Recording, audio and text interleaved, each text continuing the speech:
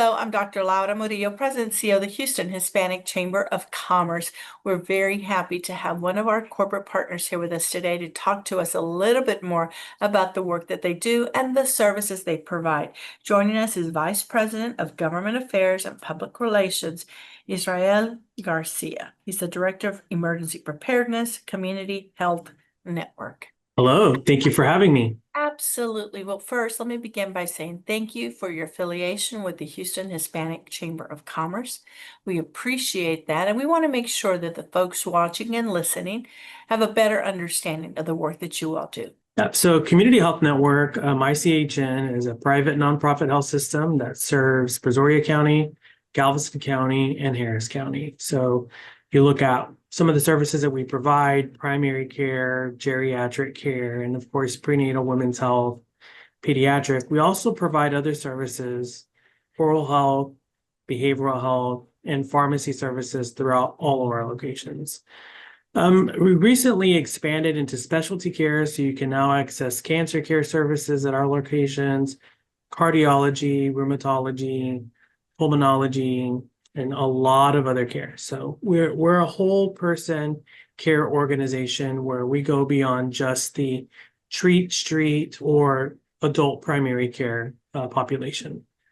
So, within that context, what would you like potential patients and customers to know? And what is the difference in that special opportunity in terms of providing customer service? Well, I think patient care is patient care, right? We try to understand the needs of the community. There is assumed needs and there are actual needs.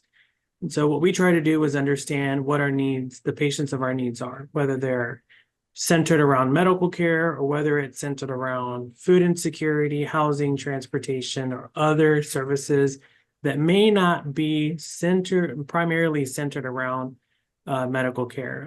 We're conveniently located throughout the 3 counties. We have access, same-day access throughout those locations.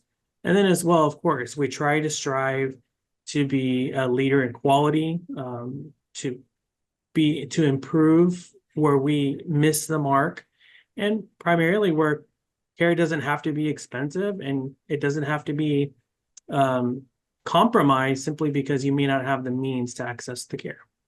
Which is back to the name, ICHN, right? And Yes.